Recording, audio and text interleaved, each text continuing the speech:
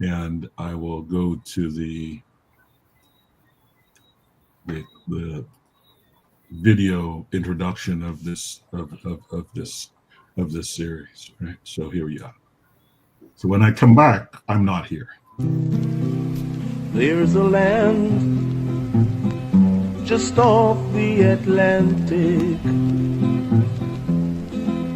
land of jungles, waterfalls, and sweet scenery, where poor people farm the lands and hunt the waters, and all live in peace and harmony.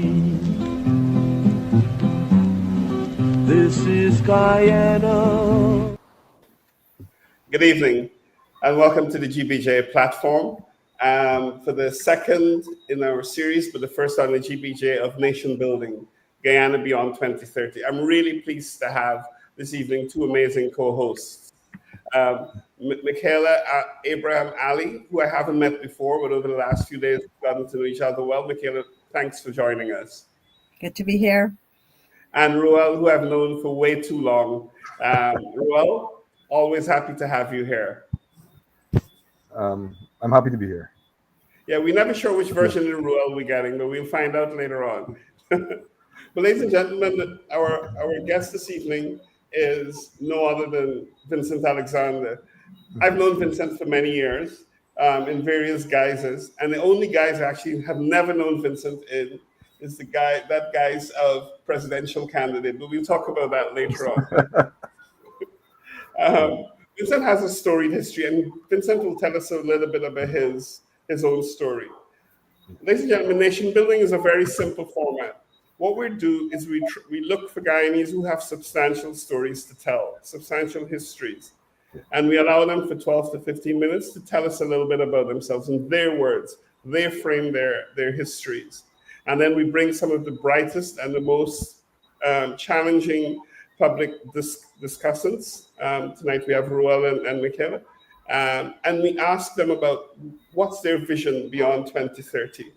And the intention of this is for there to be a robust engagement, but respectful, because all of this content will be kept online and become part of a historical document. So before we get into the second part, of course, we start with Vincent walking us through the life of Vincent Alexander. Vincent, over to you. Thank you very much for having me and considering me worthy of being on this program. I'll start by talking about how come I am here today. I was conceived in Aruba, where my mother resided and worked for 13 years until she decided to return to British Guyana, her place of birth. She returned to have a Guyanese offspring. That decision was occasioned by the fact that the Dutch no longer granted citizenship by means other than lineage and naturalization. Neither my father nor mother were Dutch citizens, nor could I acquire British Guyanese citizenship if birthed in Aruba, since women could not bequeath citizenship. My only options were to be Grenadian by virtue of my father's lineage, or be birthed in my mother's homeland and be granted citizenship by virtue of my place of birth. My mother chose the latter option and returned to British Guyana. I was destined to be Guyanese, and subsequently made a personal decision not to ever migrate. So here's my Guyanese story.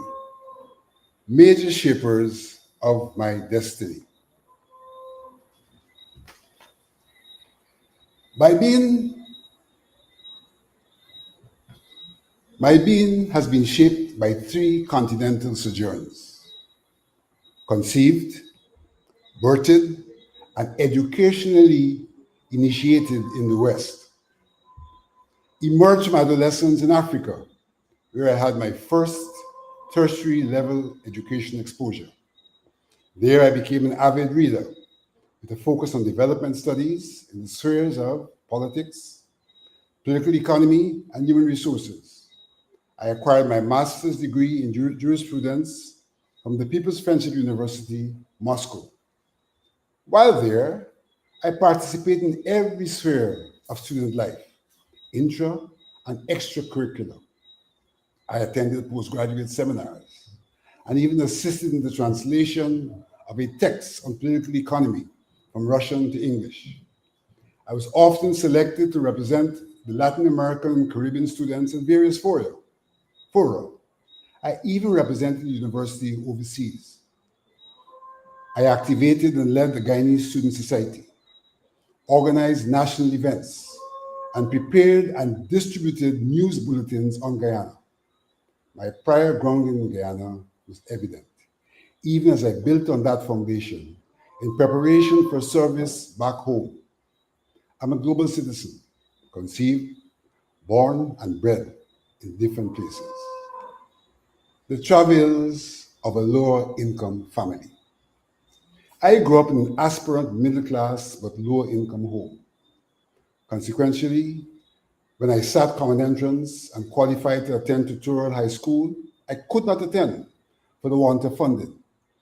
Eventually, in the subsequent year, after sitting approximately 10 secondary school entrance examinations against my mother's advice, but being promised by my sisters to somehow pay whatever fees, I attained a partial scholarship to attend Chatham High School, where I earned my College of Preceptors certificate and faced my second fees hurdle, since my scholarship expired and I was once again challenged to source funding to continue my secondary education.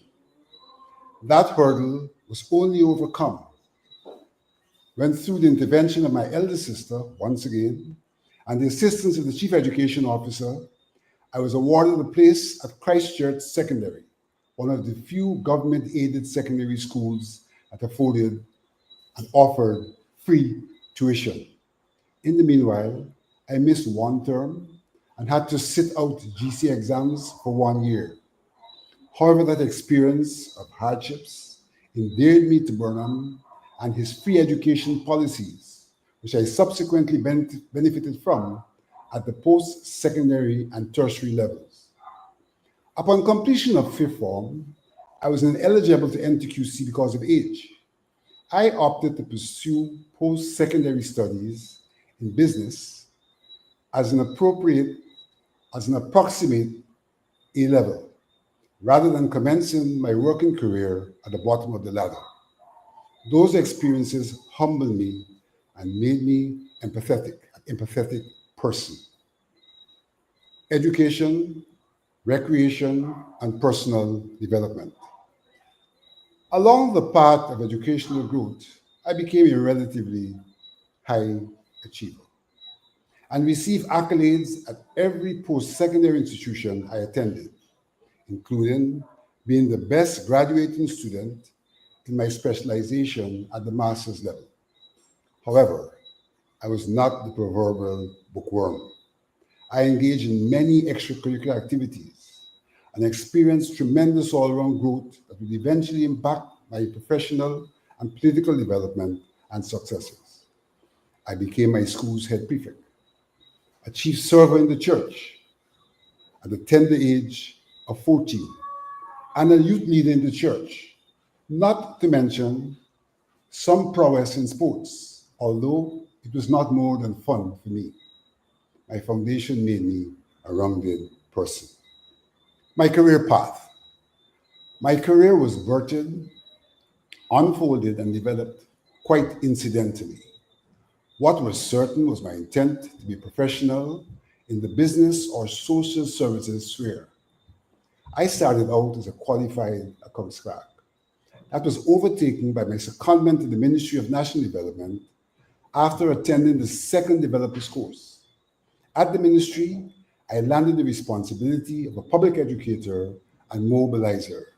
That was quite a learning experience at a relatively tender age of 19 plus. After 2 years stint of studies in Tanzania, I assumed a full-time political role as the elected chairman of the Young Socialist Movement, and consequentially a member of the Central Executive Committee of the People's National Congress. As chairman of the Young Socialist Movement, I had the privilege and honor to lead a 170-person delegation drawn from 36 youth organizations, including the YSM and the PYO, to the 10th World Festival of Youth and Students in Cuba. That was but one overseas assignment on behalf of the YSM and the party. After another stint of studies overseas, I did short stints in the public service as a regional executive officer and the PNC before moving on to the University of Guyana as a research fellow for 6 years. During this period, I also served as the assistant dean for the Faculty of Social Sciences. Thereafter, I was appointed deputy registrar and registrar, in which positions I served for 13 to 6 years respectively, all told 25 years at the university, before retiring in 2014 into voluntary public service. During those 25 years, I also pursued studies in public administration, administration of education, political science, and legislative drafting at the graduate and postgraduate levels. My other life. Parallel to my professional career, I was involved in public service as the chair of various boards, board member of various state and non-government organizations, secretary and chair of the Guyana Responsible Parenthood Association, founding member and chair of the National Accreditation Council, Constitutional Reform Commissioner, Local Government Reform Co-Chair, parliamentarian, political leader of the People's National Congress, Elections Commissioner, where I still serve, and private consultant. In those engagements, I brought and still bring to bear my skills acquired from my academic studies, training, and experiences. Highlights of those assignments are the establishment of the Forbes Burnham Foundation Awards and Mentorship Scheme, chairman of the International Decade of People of African Descent Assembly, Guyana, in pursuit of the goals of the United Nations declared Decade of the People of African Descent, among others. I also co-edited a CEDA-funded publication on local government in the Caribbean, among other scholarly publications. I served as a columnist, a viewpointer, a commentator, talk show panelist. In addition, I represented the university, the government, and civil society organizations at high-level conferences overseas, including the monitoring of elections in Asia and Latin America, and was awarded with the Golden Arrow of Achievement, among other awards, for my stellar contributions in public service. The factors that made it possible. All of the aforementioned would not have eventuated if my mother did not consciously determine I would be birthed a Guyanese and domiciled here. My matriarchal family also created the nurturing environment even when confronted with obstacles. For 46 years, my wife, Dr. Holly Alexander, has stayed the course and been a pillar of encouragement and support, not to mention the scores of colleagues across the various activities. The policies of Burnham and his regime not only helped to mold my outlook to life, they also offered me, someone from a lower income family, the opportunity to realize my family and personal aspirations, and to be able to make a meaningful contribution to nation building for generations to come.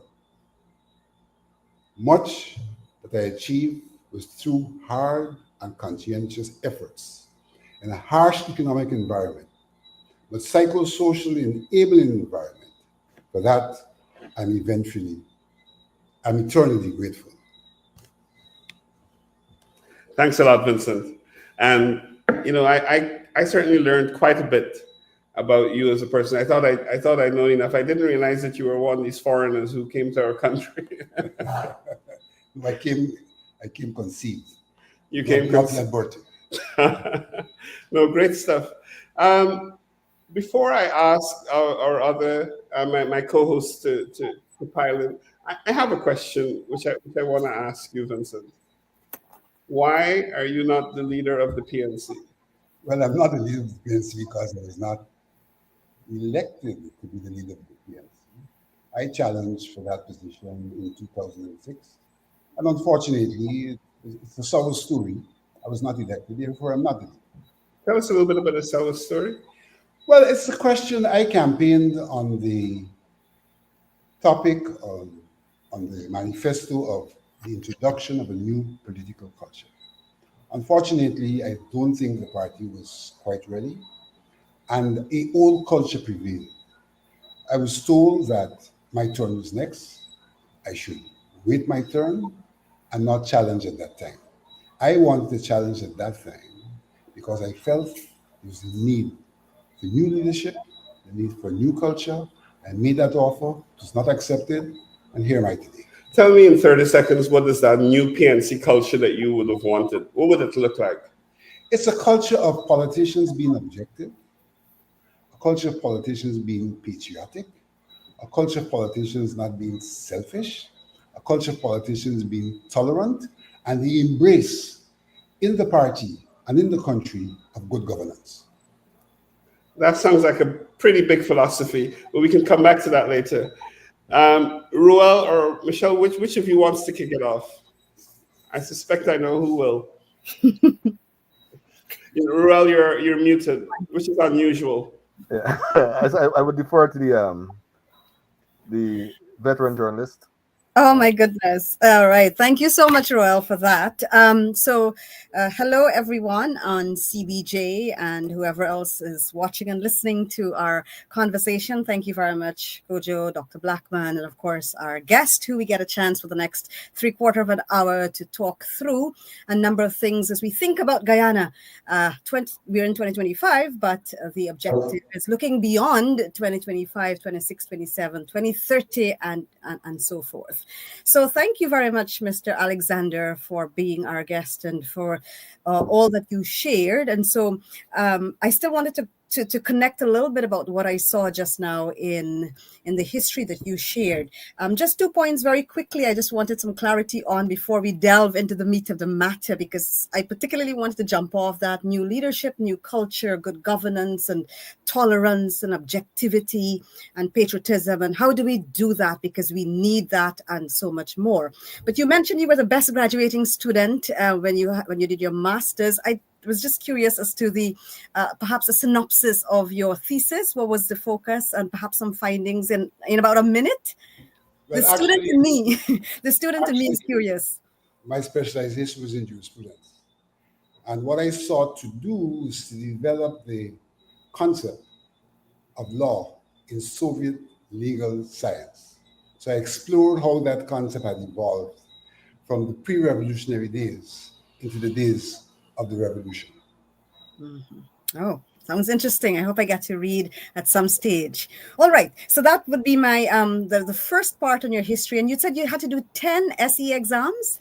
Was it 10 exams? You said? Entrance examinations. Entrance exams. In those days, education was not free except if you got a scholarship to one of the 5 top schools.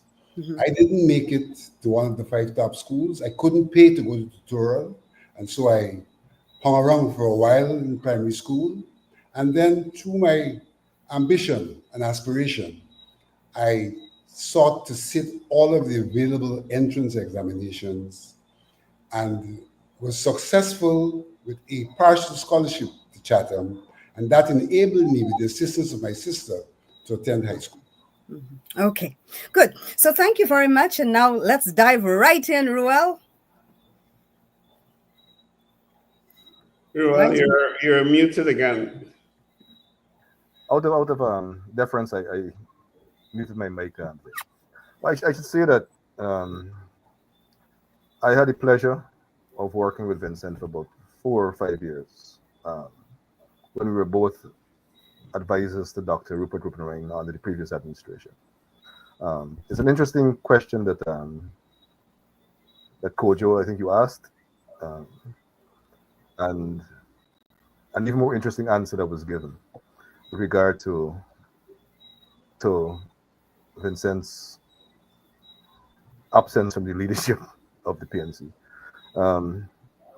Currently, let me be frank, I think we're at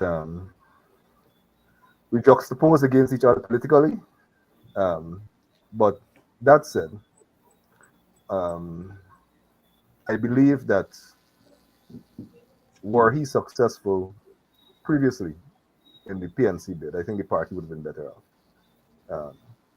And again, I'm speaking as somebody who worked with him for 4 or 5 years. My question would be, and this might, I'm sure this will get you in trouble, Vincent, but how significantly would the contours of your leadership differ from what obtains now within the PNC as a whole, but as opposition? I could probably go as far as asking you, if you were in leadership 2015 to 2020, what would the contours of the executive look like? If you're willing to ask them. The executive of the party you're talking about. No, the executive of government. There's a PNC government in place, PNC-led government in place 2015 to 2020. I think one of the problems that we have been faced with in Guyana is not starting off with an acceptance of our reality. I think Guyana is a plural society, and that in itself is just real. There's nothing good or bad about that. Our plurality, however, has been the victim of political polarization and political competition. I think that's a problem we have to confront. And if I were to be in government, it's a problem I confront frontally. It has to be confronted, first of all, by an admission of the existence of the problem. And the acceptance that we have to build a society that is responsive to the situations, the needs, the circumstances of the various ethnic groups, even as we recognize that there are some things that are common to the ethnic groups. And so those can be dealt with as common things, but there are specific things we need to deal with when it comes to our various ethnic groups. And this is not a pipe dream, because in fact, in Guyana, we have accepted the peculiarity of the Amerindians, preferably the indigenous Guyanese, and are in fact, to some extent, dealing with them in the manner in which we should be able to do an analysis of and deal with the concerns of the other groups. And I think that that's a major thing I would seek to do. In doing that, I would think that one of the essential things is to bring those groups to the table, to governance, into the executive. Because when you're determining policy, you need people who wear the shoes to be a part of the process. You don't need others to try to pretend that they know for others. And so I'm an advocate in that regard of inclusion, inclusionary governance. Some people call it power sharing, from the standpoint of ensuring that all of the ethnic groups are at the table, so that as we craft our policies and our programs, they can be responsive to the needs of the people in Guyana who are diverse. No, but we currently have, and we've had diversity within the executive, ethnic diversity within the executive. What we haven't had is ethnically defined diversity in terms of constituency within the. So I'm getting it. If you're proposing that you review ethnicities as constituencies within that sort of power sharing model, and how is it that you propose that we do that? Well, we have had ethnic diversity in terms of bodies, but the people who are there have not come to the table accepting the problem that exists and accepting that their role is in fact a representative role of a particular ethnic group, even as they seek to represent the broader issues of Guyana at large. And I think that is where the problem is. To a very large extent, where we have ethnic presence, it is not necessarily representative from an ethnic perspective. And even the people who are there don't present themselves as representatives of a particular ethnic group. We need people who are clearly conscious, and committed to representing an ethnic group in the context of a diverse society that constitutes a single nation state. Can I just jump in there, Ruel? Because Yeah. the formula that you're suggesting is very similar to what's in Suriname, where you have parties which are explicitly and intentionally ethnically based, and there is no confusion as to what they're representing. But that means a constitutional change to some Oh, extent. certainly, certainly. Now, in some regards, the Suriname experience is one that we could learn from. I don't think that they necessarily have the exact prototype, but certainly they have accepted the problem. They have ethnic parties, they've accepted the parties as ethnic parties, and the way they've constructed the process for the realization of the government takes into consideration that acceptance and that representation. A quick follow-on: should the parties themselves have that representation? So, for example, should the PNC have an Indian, Amerindian caucus, which meets and presents those notions, their priorities to the party? Well, let me say a proposition I actually made to the party when Mr. Hoyt was the leader. I called it ethnic politics in the party. And my position was anyone is free to join the party from any ethnic group, though the parties may be dominated by a particular ethnic group. Anyone is free to join. My position was that when they join, they should join consciously coming to represent the interests of the group from this group.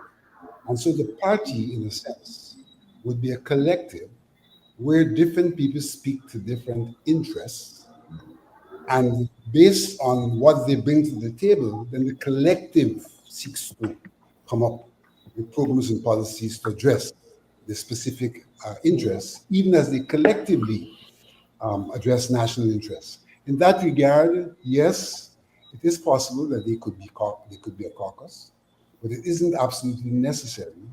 They could be a part of the collective, bringing their view from an ethnic perspective. Michaela? Yeah. Yes, thanks. We're coming up to half hour already. Yeah, Guyana Beyond 2030, but as I said, we're in 2025, cognizant that it's an election year, cognizant that Mr. Alexander described much of his involvement in terms of politics. I just wanted to go straight into our election system. And given that, just this past week, I submitted my income tax form using an app that the GRA has rolled out. It's called Padna. And so we are seeing that many institutions, they're innovating technologically, the banks, airport departures, and as I said, GRA. Can we fix our electoral system? What changes, constitutional changes are required for a modern electoral system, Mr. Alexander? There are two aspects to that. Our electoral system, first of all, has to be responsive to what I just spoke about, the plural society and providing the mechanisms for representation. In that regard, I am an advocate, also strong advocate, of vertical decentralization. Because to a very large extent, Guyanese live in enclaves, ethnic enclaves. And I believe we should really use in the concept of subsidiarity, allow those enclaves to be able to do all that is doable in those enclaves for themselves, rather than having central government impose it. So our electoral system has to be responsive in the sense that our electoral system cannot be one which really throws up the rule of the majority. It has to provide, in some regards, for constituencies. It also has to provide for a conclusion that brings together in a manner in which Suriname brings together the various forces for the purpose of rulership, for the purpose of creating an executive, which must be united around a program. It must not merely be a collective of bodies. It must be a collective of ideas that are agreed to. Yeah. That's the electoral system from the standpoint of what it should be intended to do. But we also have a lot of work to do in terms of the technical, procedural, and administrative aspects of our electoral system. Our electoral system has suffered from the levels of distrust and all the maladies that have affected our society. Our electoral system has become a microcosm of those maladies.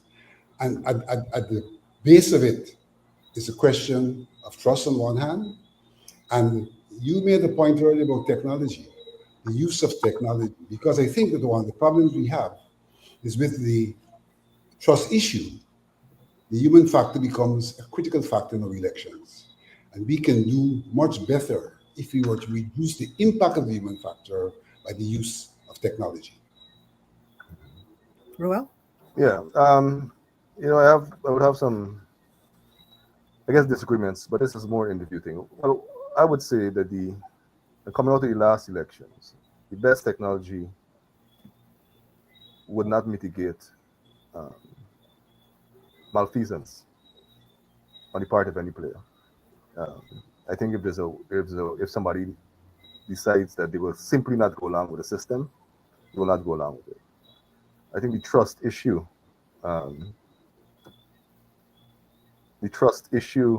is based on history and quite frankly bad actors.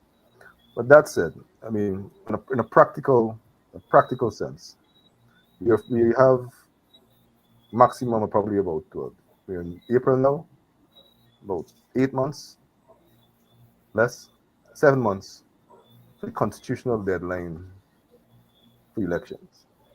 If we honor the constitutional deadline, a maximum of 3 months after August 2nd, if I'm correct. Do you have a pathway to both put in place the safeguards that you suggested and still adhere to the constitutional deadline for elections, for hosting elections? Is there as a pathway been put forward? Let me first of all agree with you that we have disagreed on an issue. Yeah. Of course, there is a problem of malfeasance, and that is a fact as a consequence of the human factor. But I don't think that the nation as a collective has necessarily accepted all of the malfeasance, and that there's a tendency to be very narrow in terms of which malfeasance is being referred to.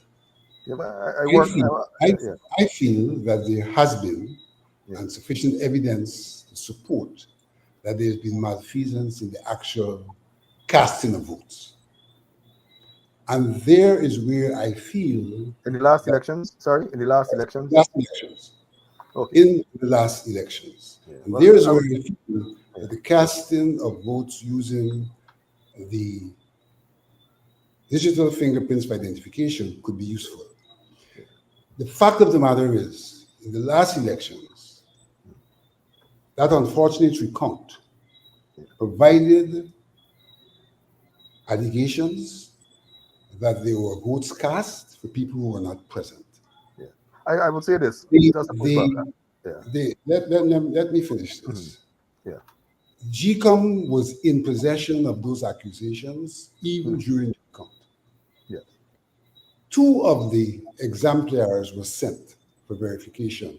Verification was done, and that verification suggests that there was malfeasance in that regard. There were scores of other such accusations which have been corralled by the government in the person of the Minister of Justice, the Attorney General.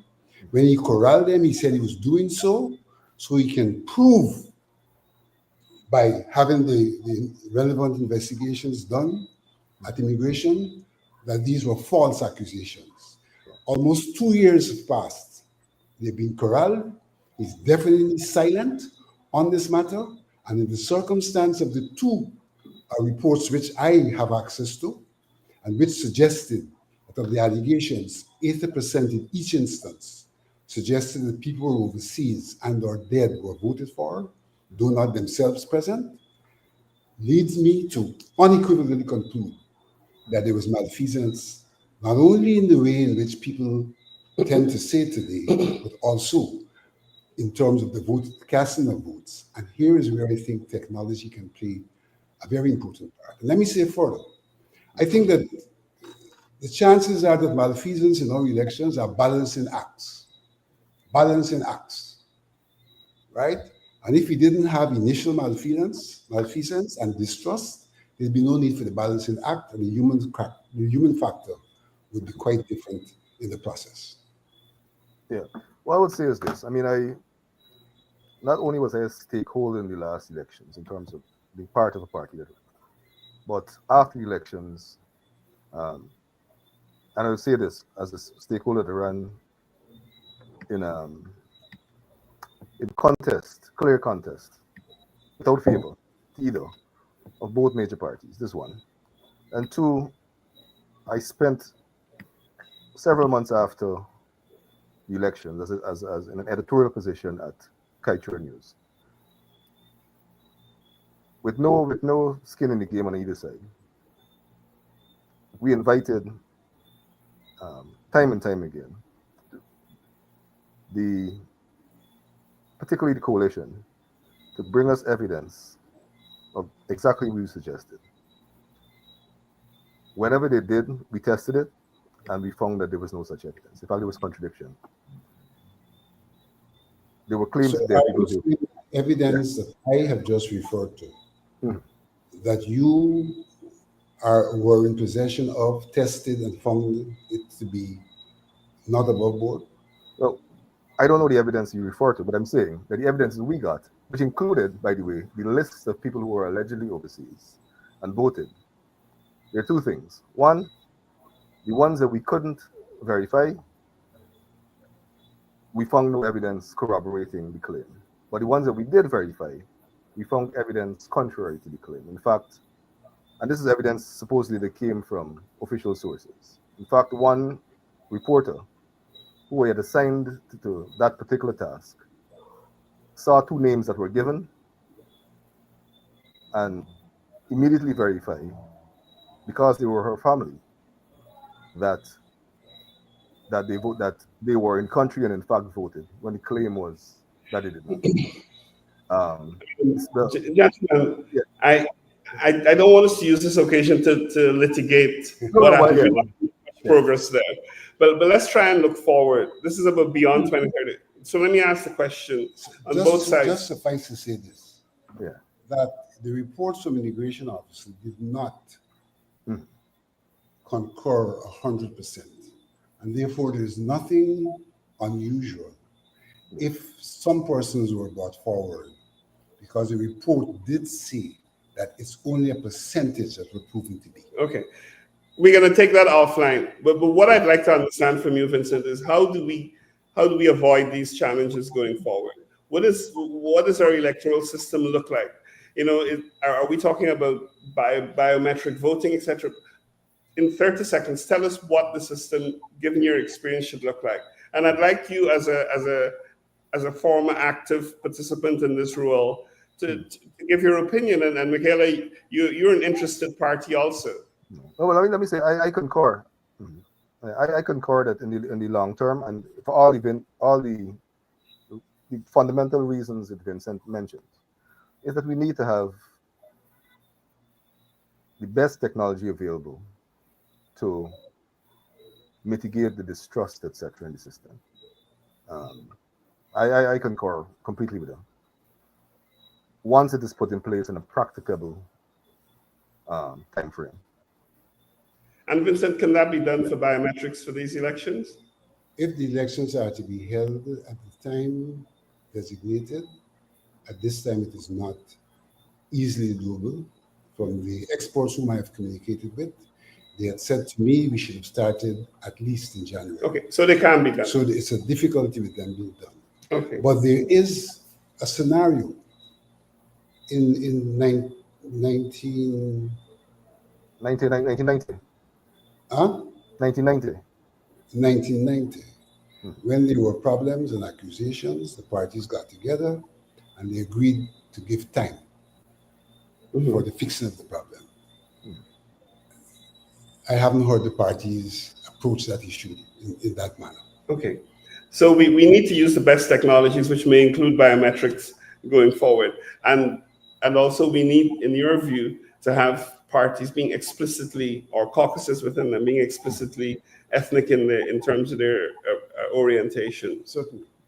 Michaela? Let me say this way. In terms of the problem, we also need an approach to our voters list. We have a voters list that now is in the vicinity of 720,000, with a population that may be 800,000. And it has been my contention that we do not have the mechanisms to ensure that all of the dead persons are taken off the list. Forget the other issues, all of the dead persons. And we do have a situation where I think there are tens of thousands between 2008 to now, where dead persons are on the list. We have to confront that challenge. Okay. And I'm sure that'll be done. Michaela? Yeah, no, exactly that. And, you know, for me, I'm sure Guyanese generally, it's our, you know, we want something, we would have wanted something concrete this year. So we understood the context Mr. Alexander shared in how things had to have been done before in order for it to happen in this election year. But, you know, as you said, the focus is on Guyana Beyond 2030. And it's a Guyana where we want, you know, we want as an electorate, as citizens, confidence in an electoral system rather than maintaining the status quo of elections over the years. So indeed, we would be, you know, open to our leaders in Parliament making the necessary changes. But going back to what we started the conversation with, and words coming out of Mr. Alexander in about, you know, new leadership, new culture, and having leaders who are objective, patriotic, tolerant, good governance, just some of the words you used. And why are we not? Why, you know, what is preventing this based on your own, you know, your expertise and your years that you have served and have been in this particular field? What do our leaders, what do we need to do and be as Guyanese to have those attributes in our politicians and in our leaders about to maintain that leadership, that new culture for Guyana beyond 2030. Beyond 2030, we're not thinking only 2030. We have to wait until then. We have to ensure that we ask for this kind of leadership as well. So I'm interested in hearing from you, what has prevented us from us finding, or, you know, why are we not having these attributes that you outlined at the start of the program? You know, in any society, the family unit is a foundational and fundamental unit.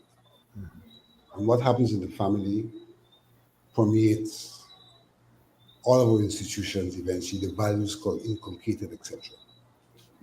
And so I think attention has got to be paid not only to the family unit, but to the product of the families. And in our country, where we have ethnic problems, in our country where we have problems with single-parent families, I think a greater role has to be played by the state in bringing up future generations, probably in the short to mid-term, and we can overcome the problem. And the state, in doing so, will have to provide for a curriculum which speaks to the truth about Guyana, the history of Guyana, the role of the various groups in Guyana. This curriculum also has to be a virtual example of what we want to build in terms of the Guyanese society. And so in the school, not only should we be involved in academics, we should be involved in all of the facets of societal activities in a manner that we will have shared values coming out of what happens in the education system. So for me, this exercise is more of a medium-term exercise. We have got to grow a new generation, not only from the standpoint of age, but from the standpoint of thinking. Yeah. We've got to grow a new generation. So education becomes very, very critical. And a lot of emphasis has got to be, you've got to be committed to change and to see that change in terms of the change of the Guyanese personality. And that has to be done, really should be done in the family. I think our families are in some senses dysfunctional in that regard because of their own biases or because of the absence of their own proper formation. And so the state has to take a tremendous responsibility. And I think both of you would, in some regards, understand what I'm speaking to, because I think it is that kind of endeavor that Burnham sought to undertake when he established President's College. And with that, I want us to segue into your two other roles. You're a founder of the Burnham Foundation and also heavily involved in the pedagogy. Let's go to the issue of, or the topic of Burnham. I mean, I don't want to litigate what Burnham's history, etc. But what's the relevance of what Burnham stood for beyond 2030? What are the values we could take forward? And also, what are some of the challenges? Because he wasn't an entirely perfect human being. What are some of the mistakes you believe that we shouldn't repeat, which happened under Burnham? First of all, I would say that Burnham had a very good vision. Had a what? Very, very good vision for the country. And not only am I saying that, but even as we go forward, as we've gone forward, quite a few of the things which have been embraced, though not identified necessarily with him, were a part of his vision. So he had a very good vision. I think that one of the major fault lines of Burnham was he did not overtly, and it's something I referred to earlier, but not in these terms, he did not overtly accept the ethnic problem. But he covertly sought to address that problem. And in so doing, found himself in problems of being accused of all sorts of things, some of which were not true, like being racial. I would put my head in the block that Burnham, I was not racial. But not having accepted overtly and having done things covertly. There was this accusation of him being anti-Indian, for example. As I said, I don't accept that that was indeed the case with Burnham. I think in some regards, Burnham was also impatient, and also not sufficiently tolerant, and some element of arrogance as well. And, one of the problems that we've been faced with in our politics is the contention that the end justify the means. And, only last night I was at UC Guyana's 100th birthday anniversary, and I made the point that if there was one thing that we should like UC Guyana for, was that he was a morality politician. And one of the problems we have in Guyana is we've accepted a definition of politics that is insidious, that is, in fact, it does not serve the purpose of human and national development.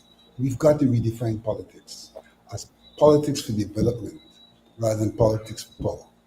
So Burnham was not sufficiently moral, but utilitarian. There may be some issues in morality. Okay, interesting. Ruel, I'm sure you would love to jump in on the Burnham issue. No, I fundamentally agree with regard to where the utilitarian aspect of the execution of Burnham's vision, in far too many instances, overtook the vision, and quite frankly, perverted it. So yeah, I'm in agreement on this thing. I guess the opportunity is now to say which aspects of the vision that Vincent seeks to perpetuate does he think would be relevant 2030 and beyond. I wanted to sort of keep on theme. Mm-hmm. I think the question of building an economy that is responsive to the needs of the ordinary people is still a critical question. I feel that Burnham was correct in the use of the cooperatives. I'm not sure all of his operatives were correct in the way they used it, but I think he was correct in the use of the cooperatives, and I see a role for cooperatives even today in terms of allowing our wealth to be shared uh, across the board rather than to be shared at the top of the society. And if we encourage cooperatives in the manner in which they were intended to be, which allowed for human resources to cooperate, to bring together their other resources and to become involved in entrepreneurial and other activities, thus providing for more of our wealth being distributed to the people at large. That's still a very, very critical aspect of where we are faulting and where Burnham, in fact, made good decisions. Even in terms of housing, I mean, the PPP has done a lot about making lands available. Lots of people who have the means have built houses, but the ordinary man still does not have access the way in which Burnham allowed them access in his housing policy. The conditions about the acquisition materials, the way cooperatives operated, people were allowed time to go and build their houses. Access, small man's access. Small man becoming the real man. We call it that. Okay. Yeah. I want to turn to epagogy. Michael, sometimes I'm not really sure what epagogy is about. Is it a sort of, racial front? Is it an ethnic organization? What are your senses, Michael?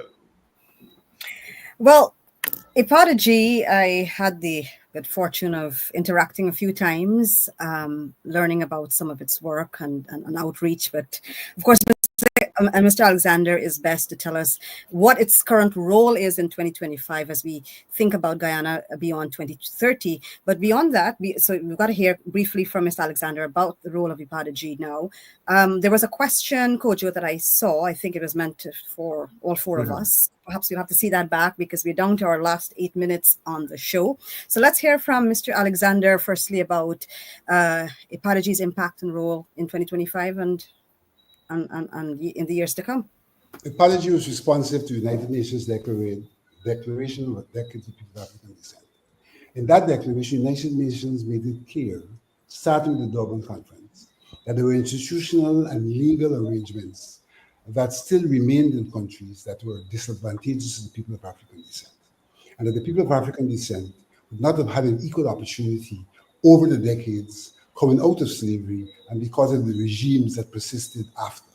And so essentially what the decade is about, how do we redress and address institutional and legal regimes that are disadvantageous to people of African descent, and how in addition to addressing that, equitable programs are put in place. So as we address those things, that the equitable programs will allow them to have some concept of equalization in the country. And so that is what Prodigy is really about. There are a lot of other things that are peripheral, like doing projects and so forth. Of course, education, empowerment of the people is also a very critical part. Ensuring African organizations are well organized and in fact are focused. But we were preparing for an interaction with government as an advocacy group. We saw it as a major part of our work, preparing for government as an advocacy group. And we approached the president in that regard after doing work for about a year and a half preparing. And unfortunately, all sorts of red herrings and all sorts of things have been thrown at us. And we've never had the opportunity to interact with government for the purpose of advocating against the background of what the decade was intended for. I want to ask something which a couple of people have asked me, Vincent. How about the other major ethnic groups? Is there a version of Prodigy which we should have in Guyana so as to replicate or create what you've talked about earlier on, that each of the ethnic groups should have they come to the table with their own issues? In what I talked about earlier, in our governance, yes, each of the ethnic groups should come to the table with their own issues. That's clearly what we need without a decade. But the decade has to do with history. I think when you look at the society, I think it was concluded internationally that the most disadvantaged people, because of colonization, etc., were the indigenous people. And so there were 2 decades for them. I think on that scale or ladder of the disadvantage, that the people of African descent are next. Okay. And so here we are for their decade. This does not preclude at some point specific attention being given to other groups. Right. But if we were to have the kind of governance system which I advocate for, in that system itself will do the job that has to be done and not have the international community tell us that job has to be done. Yeah. You know, we're hitting the last 5 minutes, and I want to give it to Ruel and Michaela. What I would say is that without getting into the details of engagement versus non-engagement, I think the current government, has been serious when it comes to the large issue of the reparations, for example, and advocating for that, and paying serious attention to the issues that are raised. I think we're going into the second decade. I think it's the second UN decade being initiated currently. Has been. So, and I will say this: I am heading to two conferences in the next 2 weeks. One in the UK, the reparations issue, and one in the US. UN. So the commitment is there. I've worked with Coffee Tree 250 before, and I'm prepared to work again with them, both in my individual capacity as well as if the government decides to designate that sort of interaction. So I will say that. The difficulty I have is that the government has demonstrated a commitment to reparations, but those are external reparations. I have not seen a commitment to internal reparations, internal repair, to deal with the Padaji the way they've dealt with the Padaji. Certainly does not demonstrate a commitment, among other things. But that, to me, is the clearest indication that the government has not committed itself. Because if you deal with the people of African descent, you can't go around creating your own organizations. Even if you do that, you have to speak to the collective. The argument may be made by government that there may be a de facto overt weighting of Ipadaji in a politically partisan manner. And I think that's the case that it is made. I think that's again something that we could litigate until the cows come home or around that. Michaela, why don't you All right, so with 3 minutes remaining, Mr. Alexander, and none of the questions, regrettably, that came in during the conversation, but hopefully we'll be able to get them answered at some stage. Yeah. So we thank you for your time today and for the interaction that we've had. At this stage in your life, what and all that you have been part of, continue to be part of, what do you find the most hope in for Guyana? The most hope probably is for the wealth we have. So that we have now the means to make a difference in the lives of people. Yeah. We have those means. It is how we use those means that's the problem. So there is hope insofar as we do not have to any longer search for the means. But there are serious problems about how we deploy what we have. Yeah. Ruel, any final? Yeah. My final. I might have shared the sentiment. I think Vincent might better serve in the leadership of the PNC than where he currently is. I have no problem endorsing that. Very quickly, someone is asking, how can Ghana leverage its emerging oil economy to promote substantial national development? 10 seconds. So we have to find a way in which, as we benefit from oil, to expand the economy beyond oil. Because this beyond 2030 we're talking about is not about oil. It's about an economy that has been robustly constructed so that when we stop getting the oil, we still have a sound economy that can continue to afford us the quality of life we're looking for and the future. Vincent, this has been fascinating. Apart from the use of technology to ensure that as we go past 2030, we have a credible and a trust-defying system. Your advocacy of a new man and making the small man, as Burnham talked about, the real man, is something I think we need to probably examine in more detail going forward. But I'm particularly interested in the issue you raised around specific and intentional ethnic representation being embedded in our constitution, but also in our body politic, because that will be a change, and for many people it may be a very positive change. And I want to thank both Ruel, who was quite subdued this evening, and Michaela for being really inspiring co-hosts. And as we go forward, I'm sure we'll probably like to have you back. But thanks again, and thanks to the GBJ platform and to the audience out there. And please keep sending your questions in. Harold, it's noted, and there will be a post-show discussion on the various platforms. So please continue to populate those platforms. Thanks again, everyone, and see you again every Sunday of every month. Nation building, Guyana Beyond 2030. Thank you. All right. Thank you very much.